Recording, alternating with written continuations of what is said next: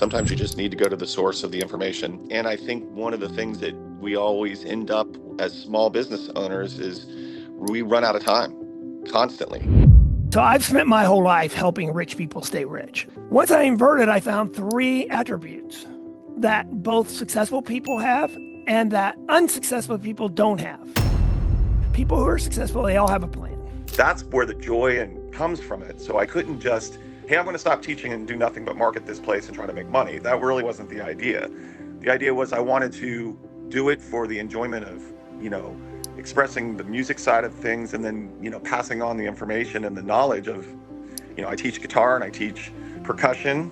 You almost have so much opportunity, you're going to have to pick a lane and say, okay, here's going to be our focus. Within this world of what we're doing now, opportunities arise all the time.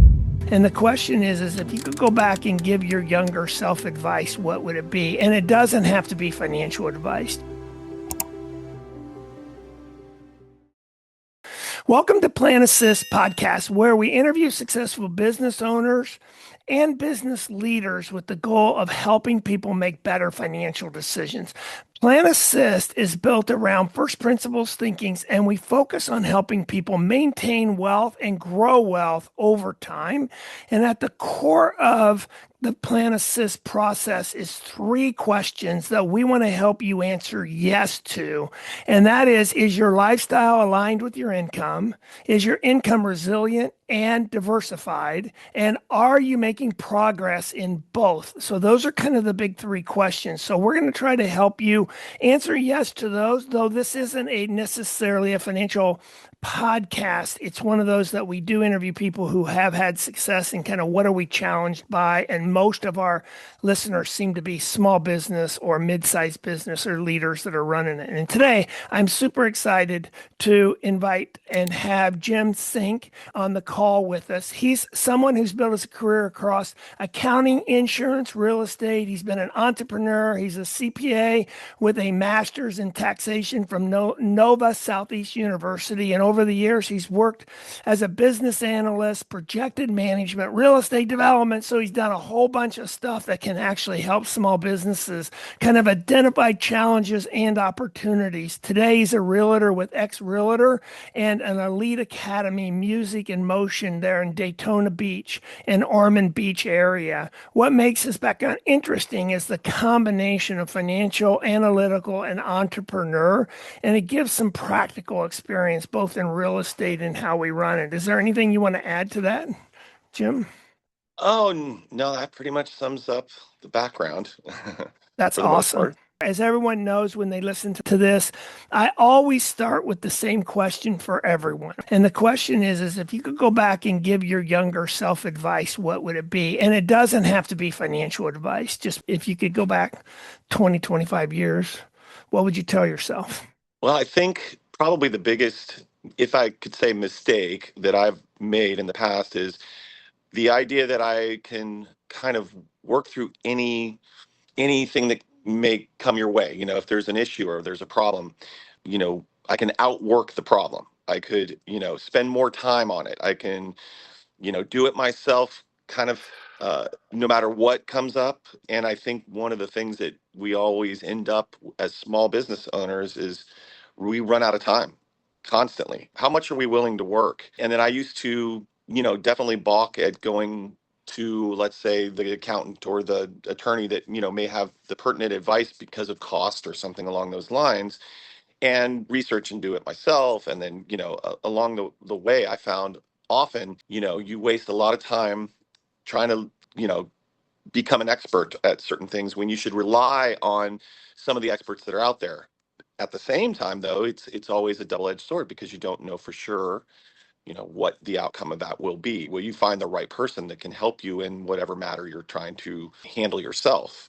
It is great when you can, manage to figure out things on your own and fix, some of your problems, whether it's financial or whatever it may be, but it's also sometimes way less cost effective. And sometimes you just need to go to the source of the information and get through a problem quicker and not commit more time, which we just don't have enough of as it is. So that's a great way to kick this off. And I appreciate that input. That was really good advice for people. I wrote a book called PlanAssist. I don't know, it's been 4 or 5 years now. And it took me 3 or 4 years to write it because I was looking for what are some kind of common attributes that wealthy people have. Okay. So I've spent my whole life helping rich people stay rich. That's basically Hmm. been my job, right?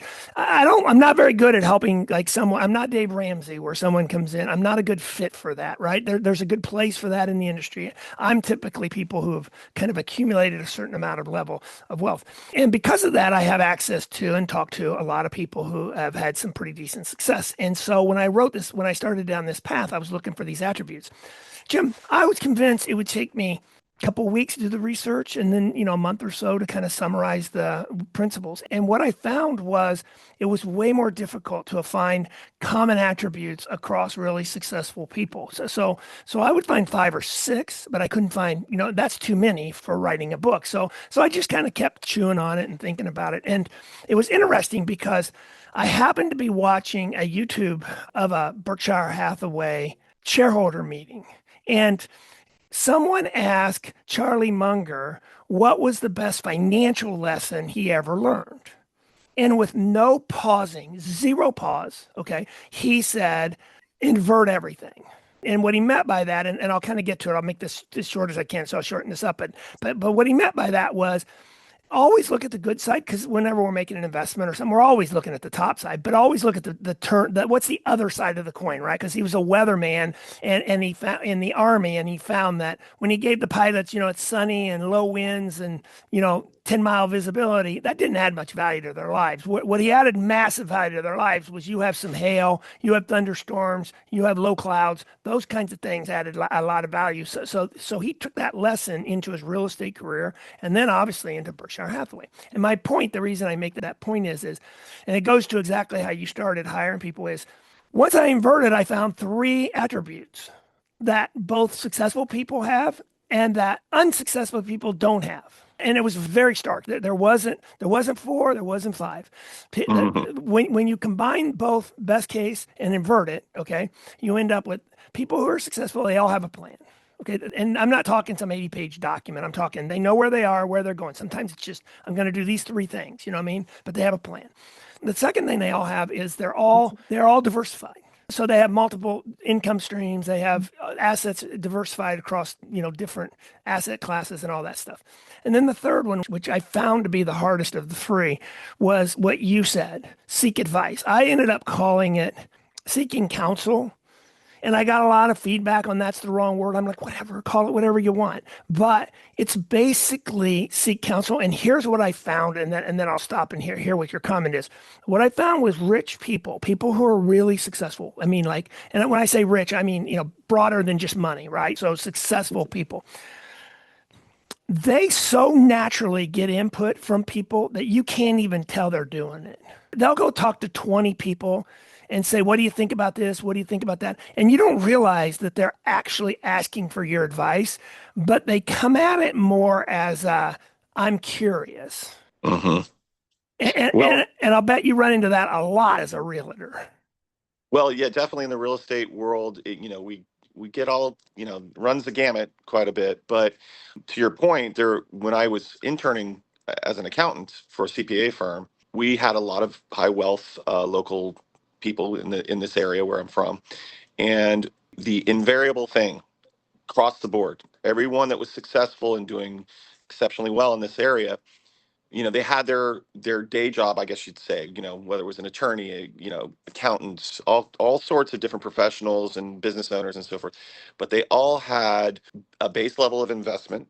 They had side gigs of some kind, whether it was, oh, I own an oil well or I own a strip mall. Then there was, direct peripherals to what they already did. Oh, I bought my building that I was renting for many years. I just went ahead and bought it, things of that nature. And I would see their entire portfolios. So I'd see exactly how it developed and how it grew and what they were leveraging. And there was a lot of course, leveraging in there, but they put together these portfolios of, a little real estate, a little bit of direct investment, a little, and then they maintained, and a lot of these people were working at that time into their 70s, and I'd be like, God, your net worth is so incredibly high. Why are you still working? And they wanted to keep that system in place. That was a lot of what they were doing, is they were fueling this system that was just a machine of personal wealth. And it definitely started with one aspect of a high income earner, but then it just blew up into many, many other things. And it's not like they started out doing that. It's more like this opportunity came along, this opportunity came along, right? It wasn't like if you talked to them when they were 20,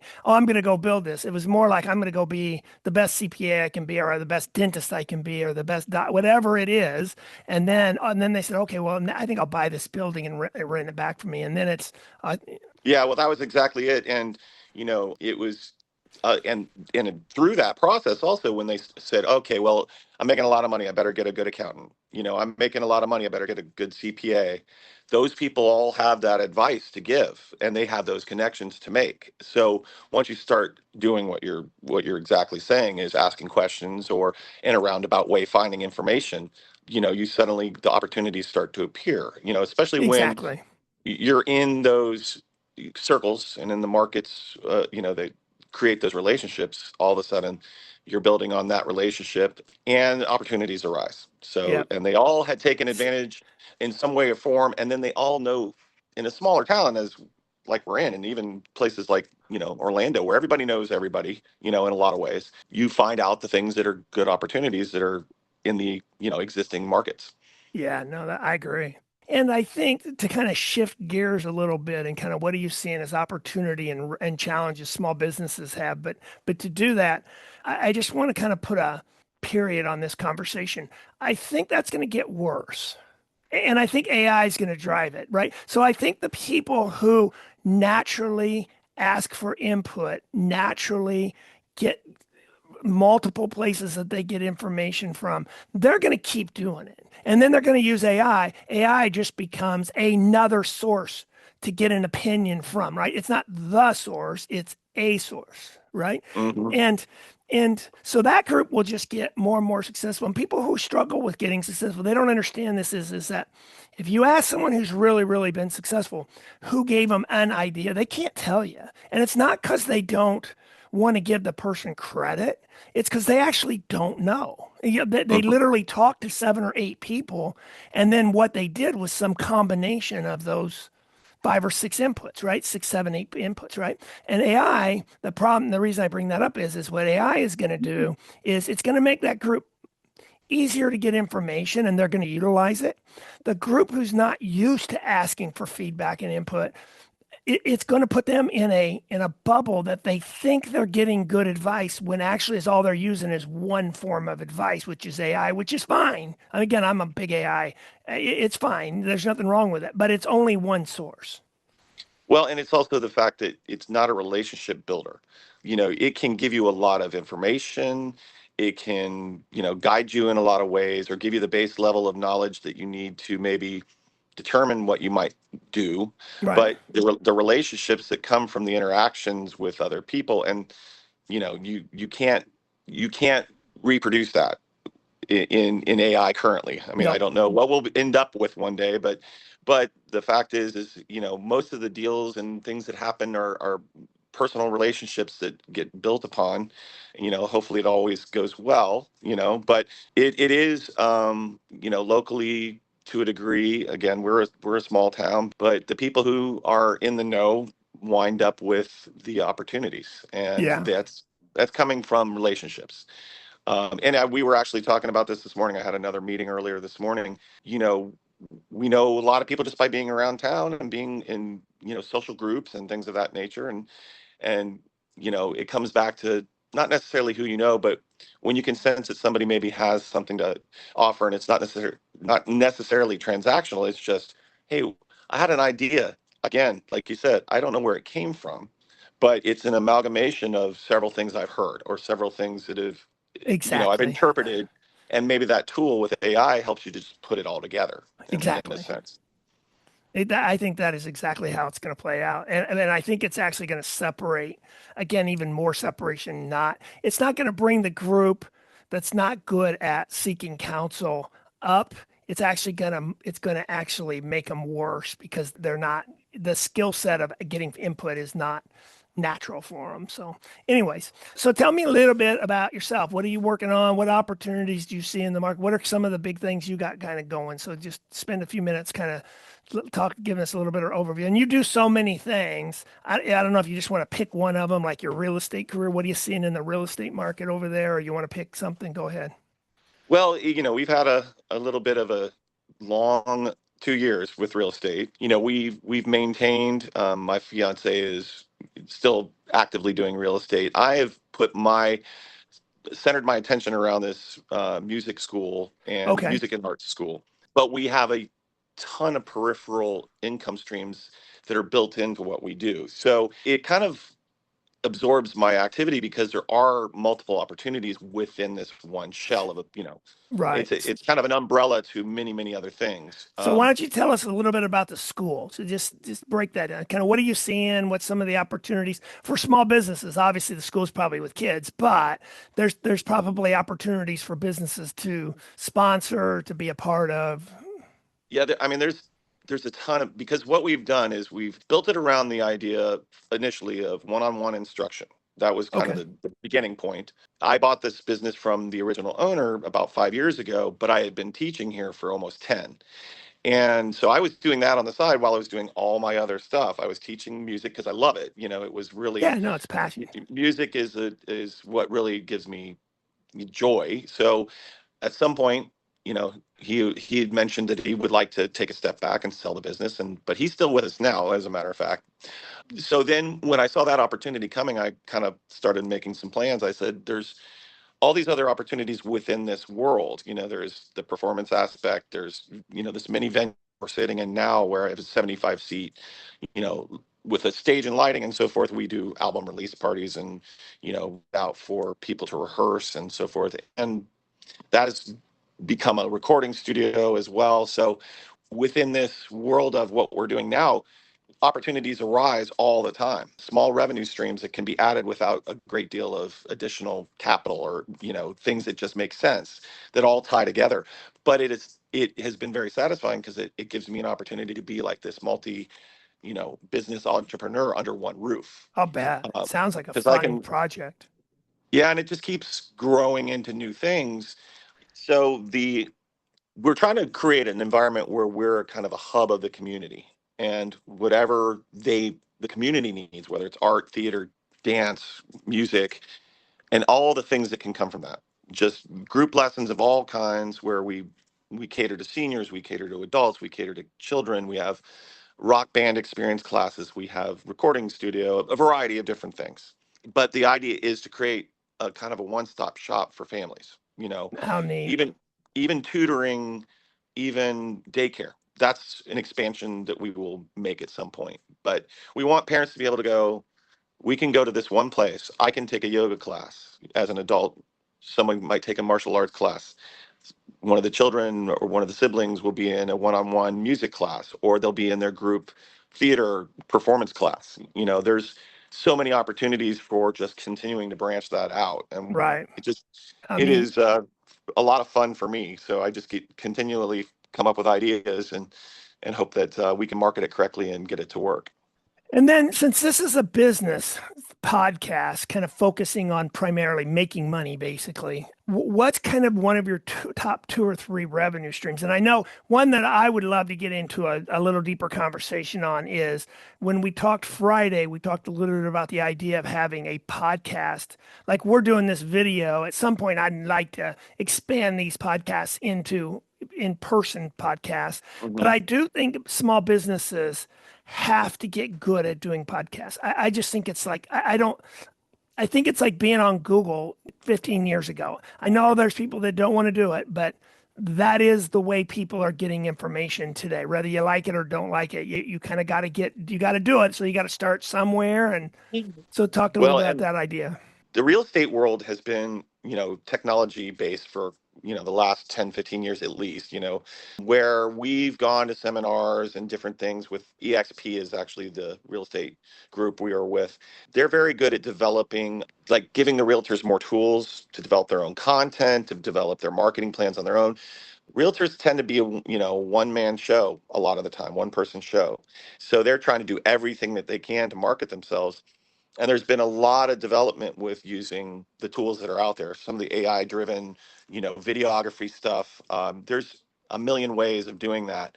But it's led to realtors kind of being in a way, on the cutting edge of some of this technology as it develops and maybe some of the trends that develop. So we are planning, which we're not doing a tremendously good job because at this point, we're kind of shifting into just market, market, market all the time.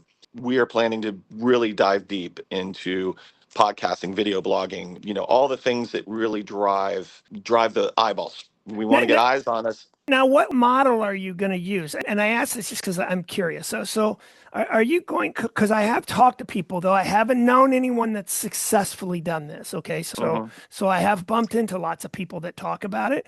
But again, one of the challenges you have with, and I say this with love and with respect, that people who are in the arts world, they didn't come from the right brain side of the world like you and I did as CPAs or like financial advisors, right? So they have a tendency to have bigger aspirations than their Than the reality. than the reality, right? And Yeah. so and this will kind of set this up is I think there's really a need for some place that Joe Smith business could come in and do his or her podcast and pay for the studio time, and then you guys do the editing, or you hire, like you can hire like the guys I have that edit, right? But are you and so it's this kind of one-stop shop Yeah. podcast thing, or are Well, you and we just that's doing it with your wife, or what, or some combination? Is that what I'm curious what you're doing around that? well, and to be fair, I haven't done enough at this point to justify any expertise in it, but we are looking at being that as a provided service that we have. So we're developing the concepts of what we will do as our own guinea pig.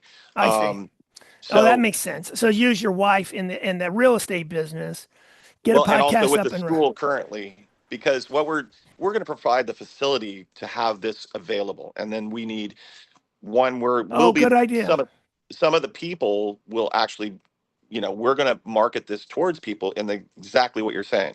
There's a lot of people who think they're going to do a podcast, but either they don't have the technology or the experience, and or maybe it's just not all that developed into something interesting. It's got to have some way of hooking people in, regardless of what it is. Now, sometimes it's just got to be informative, but sometimes you've got to learn how to be an entertainer in some way as well. So doing all the things that take the pressure off of, hey, I got to learn how to edit, I got to learn how to use a camera, I got to, that's some of the stuff we plan to do. We want to be a Great idea. technological hub so that you can have that. And there's a lot of places out here that are renting places. Hey, do your podcast here, but nobody's going to be in there helping you. They're just going to turn the camera on maybe for you and go for it.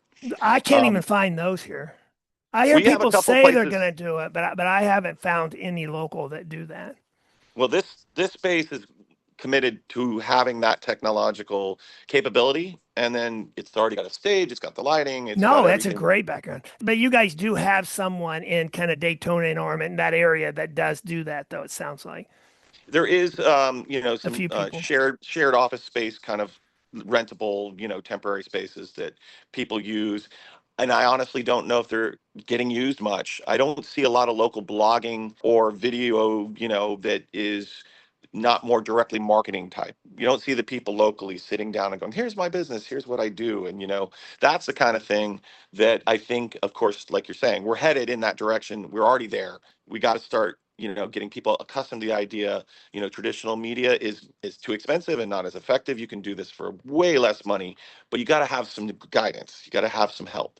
Um, And you and got to it, have if it, facilities, like you have to have, like, it doesn't sound like much, but the reason I do 1 million cup, just to give you an idea, is I have found that people who have done 1 million cup, they've kind of thought through an idea, first of all. And second, they're already pretty good at presentation, and they have a tendency to already be good on video, right? They already have a video. I don't have to call them up and say, oh, you have to, your sound's bad, your voice, I don't, they already know that basic stuff. The local business isn't going to know that. So they're going to need more help than that. oh yeah, and that's the other part of it too. Is I mean, sometimes the greatest ideas die before they ever get really successful Almost because always. people have a skill, but they don't have all the skills. That was kind of my first point. There's only so much you can do yourself. There's only so much you can know. Yeah, you can spend a lot of time figuring it out, but then are you going to be a videographer?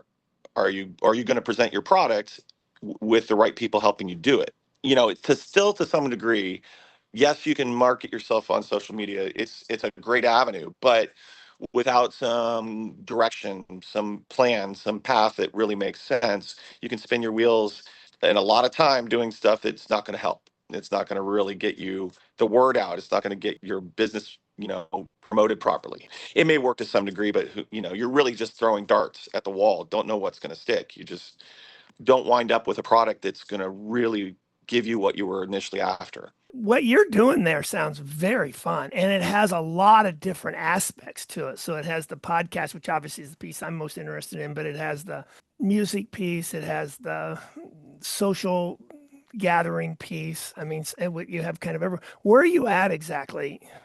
We're in Ormond Beach. If you knew Ormond, it's I do. nice little town. It's a bedroom community to Daytona, and there's demographics are kind of a high end demographic for this area, and it's a beautiful beach town. So there's several high schools in range of where we're located. The address is 719 South Nova Road in Ormond Beach, but we have this centralized location where we're trying to pull from a few different local markets. We have all these different little towns in this area that all kind of run into one big community. So, a range probably only 10 to 15 miles in radius, but there's at least two or 300,000 people in that radius, And that and means there's a lot of businesses. I mean, a a lot of lot of people who are businesses looking as for, well. Yeah, a and lot and of then different things. and then you kind of got two groups. So you have the vacation, kind of the seasonal business that happens in Ormond Beach too. My brother-in-law and sister used to go to Ormond Beach Oh all the yeah, that's how we wound up every down here. My family was from Indiana, and they would come down to actually Holly Hill, Ormond area. My grandfather built a little, I can't remember what they called it, a little shack in Holly Hill that they would come down on vacation every year, and then they would run to the beach and get really badly sunburnt and head back to Indiana. But then that always stuck in my mom and my father's mind of my dad was a surgeon. So when he got his offer for his residency, they gave him, I think it was somewhere in Michigan near the Great Lakes, where it was going to be, freezing cold 6 months of the year, or Daytona Beach.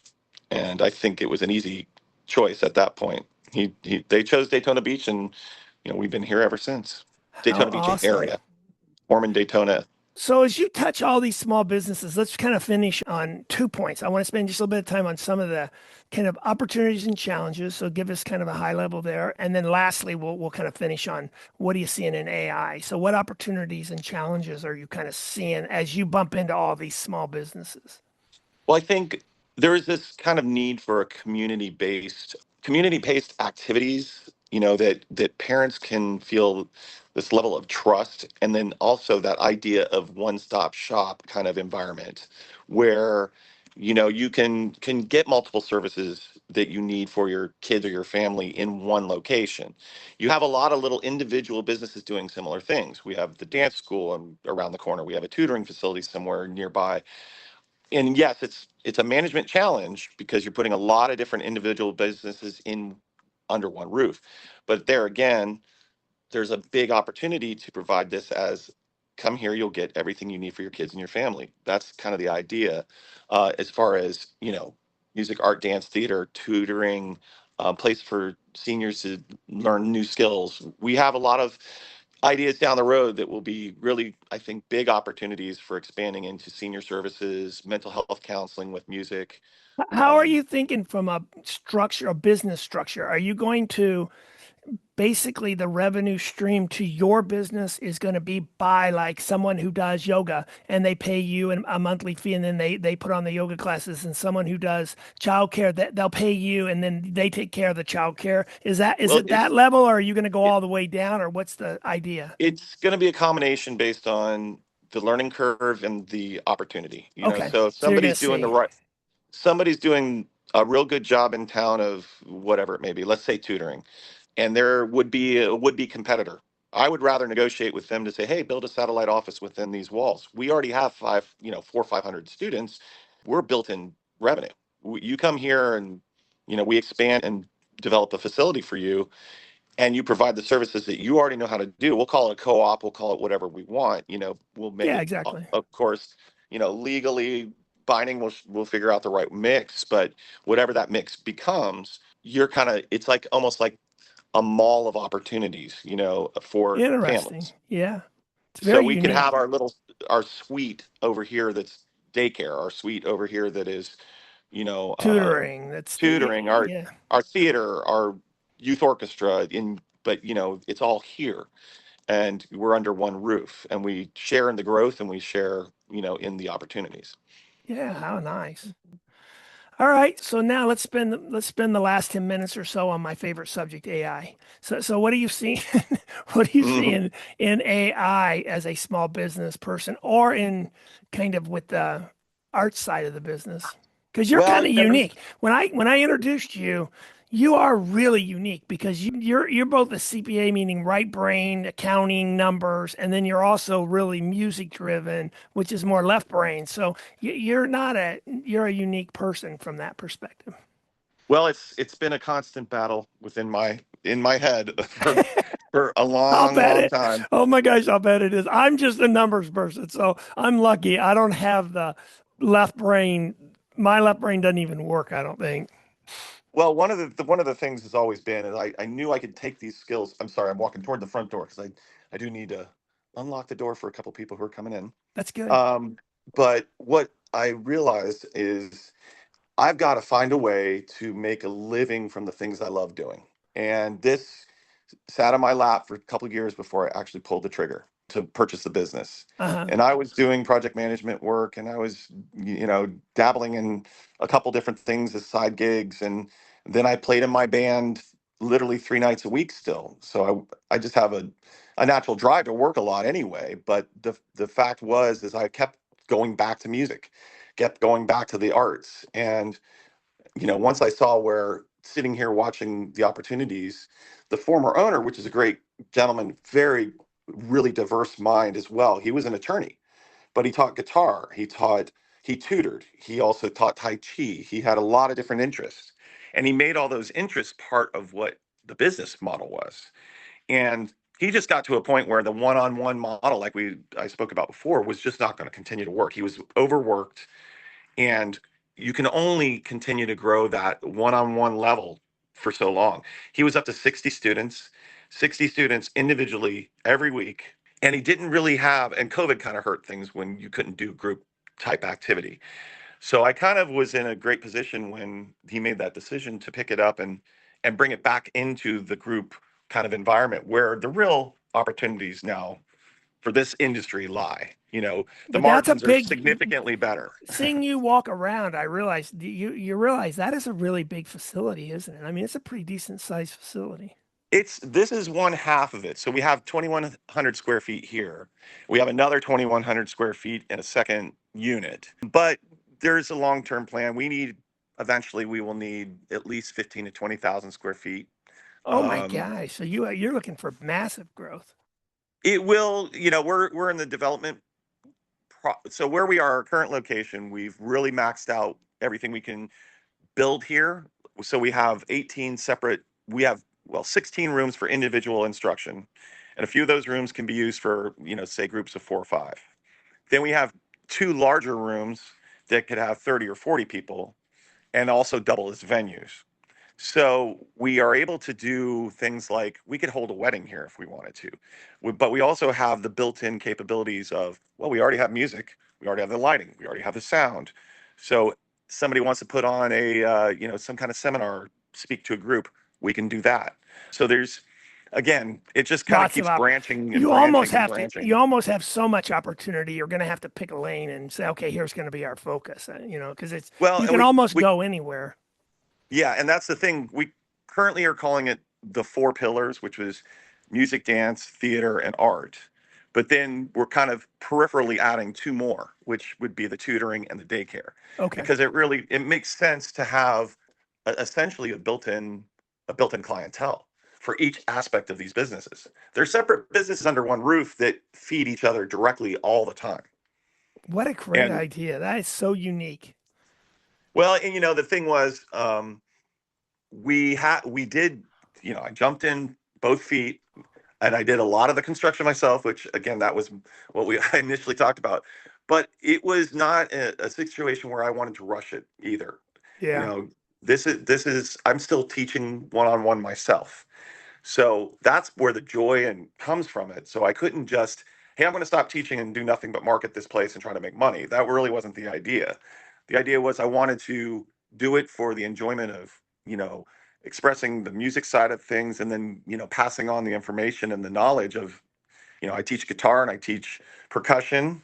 But now we're getting into some markets where we're going to start teaching music production, sound, engineering, recording, lighting, all the things that come along as another peripheral activity with what Which we're is doing where now. the whole business podcast could fit if you decide to go down that path. Yeah, we're going to do that for sure because literally the facility is here. And what ends up happening is I run into, through this kind of network we're building, a lot of people who are already in the music industry they all end up being in the technology. Musicians are more technologically sound than a lot of people would understand, No question about it. because as computers have infiltrated and AI has infiltrated the music industry, it's changed it so much, but it's added opportunities. It's made the actual performance of music a little bit much different than what it used to be. But it also has created this environment where people can say, you know, in that same realm of the gig economy, I can actually make a living as a musician, but I have to have other skills. I can't just play the guitar. I have to be able to market myself. That's number one. I have to be able to teach or maybe do something in that realm of, I can be a sound engineer. I can be some type of, lighting expert or something along those lines as well. But I find that a lot of the musicians that, work in this area are very talented people. They've just maybe over time have figured out how to do this, and really make a living. A lot of my instructors are former, teachers and professors and people of that nature. So they're educated people that just love what they do and want to make money playing music or make a living, because it is more of a commitment to the community to be a teacher or to be somebody who is really trying to, promote the future of music essentially, or, arts in general. Yeah. That's awesome. That was great overview. I've really enjoyed the conversation. Is there anything you want to add to the conversation? Just give us kind of your 3-minute version of AI. Where's AI fitting into the whole thing? Let's finish it on that, and then give me how people get a hold of you. Well, AI is, it's invasive, and not to say that as a negative. It is coming into every aspect of our lives. You know, our cars have all these systems that are built into it. Everything we're doing with music, is being transformed with AI. I'm writing curriculum for some new classes we're going to start offering, and at first was like, I should write this up myself. And then I thought, you know what? I don't have 2 hours today. I'm going to just tap into AI for a minute and see what it spits out, and then I'll refine it. And if it works and it sounds like what I need it to sound like, I will use it. And invariably, I mean, maybe the first year or two when AI really became prominent, you would run into some of the stuff it would produce would just not make sense, or it would be, a conglomeration of things that just didn't really fit together well. But as these AI platforms have gotten to where they start to learn your way of speaking or your way of presenting information, they learn what you need, and they are much, much better as time goes on, providing kind of that knowledge base that you really want to present to the public. I don't necessarily just have it spit out stuff and just verbatim put it back out on the, wherever it may go into our marketing or where, in our platforms and our curriculum. But it is getting better and better at determining, kind of best case scenarios for those types of things. That's what I find as I interview small business people. They're not taking AI and it doing everything for them. That's not what they're doing. What AI is becoming is almost another employee. It's more like an admin. No different than going to your back 5 years ago. You'd have an assistant that you'd go to and say, "Hey, I'm doing this work." Well, most people who were productive 10 years ago didn't do it themselves. They would go to an assistant and say, "You take a shot at it, get me an outline, and then I'll personalize it." That's how you're using AI. Is that a good summary? Yeah, and that was the other part of it too, is, like an attorney is always going to have a paralegal. And that paralegal 9 times out of 10 is doing a significant amount of the legwork. Of course, Correct. that's one of the jobs that is going to suffer through AI because, it is that middle level that it might get absorbed with these abilities to collect information that you used to have to go to somebody else to get. When my fiance first started using it with the real estate, which has been, 3 or 4 years ago, maybe a little more, but roughly 3 or 4 years ago, at first I was like, well, you can do that yourself. Why do you need the AI? Do you really trust it? Do you think it's going to, bite you in the rear sometime because you start to trust it and it produces something you don't really, you know, really would approve. And she said, you just got to use it. You just got to start using it. And if you use it, you're going to find the ways it works best for you. Whatever it may be. And yeah, sometimes it's not going to be instantaneous. You're going to have to sit there, massage the information and take away or add things. But then eventually, again, you learn how to use it as a tool better, and it will produce better information for you. Yeah, I agree. That's a great way to finish it. So, okay, so how do people get a hold of you? I appreciate it. It's been a fun conversation. I've enjoyed it. Well, we have our main line phone number, which is 386-256-5847. Because a lot of what we end up doing is we have to have conversations with parents and potential students. Okay. It does require, in our world, it still requires a conversation a lot of the time.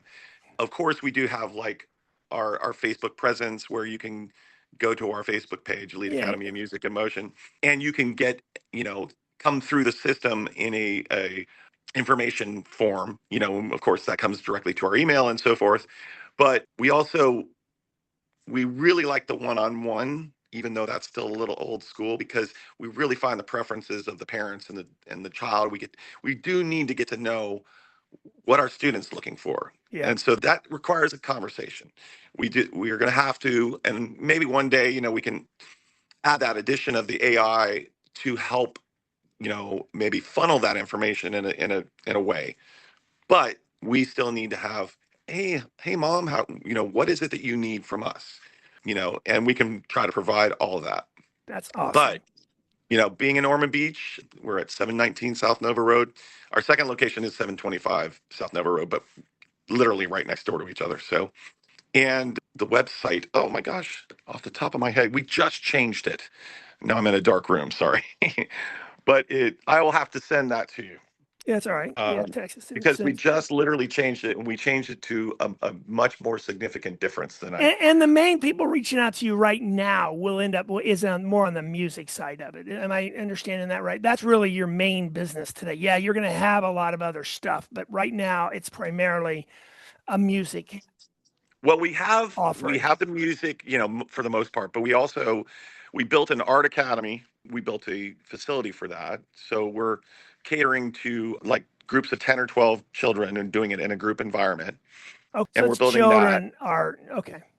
So And they then can just go to the website and kind of see what you're working on, because some of the Yes. stuff you're building on, if you're listening to a podcast, it's a little difficult. But what more if they go to your website, which you send me the link, I'll put it up there, and then they can kind of see, okay, we're offering an art class next week, so come to that, or here's our music class or something like that. But that'll give them kind of the direction of where to go and what to do, and Yeah, and it's what's also- not just working on, but what you actually have.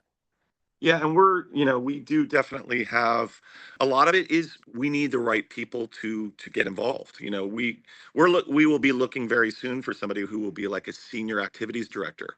Okay. Somebody who can really drive that as take ownership to a degree, because we are partnering with people more than we are hiring people. We want that person who's got that little bit of business savvy. They're not just, oh, I'm a musician, I don't know what to do as far as business goes. Can you make it all happen for me? We can to some degree, but you have to drive your, technically your sales as well. You can market for yourself. You can say, I'm now located here at Elite Academy of Music and Motion, and bring in your own students to a degree. Same with group activities. Group activities, you can present yourself as, somebody who is now giving these types of classes or wherever, whatever it may be here at this facility. All right. So, well, thank you so much, Jim. It's been fun, and I've enjoyed the conversation. Thanks for your time. Thank you for the opportunity and the time, and had a fun time as well. Thanks.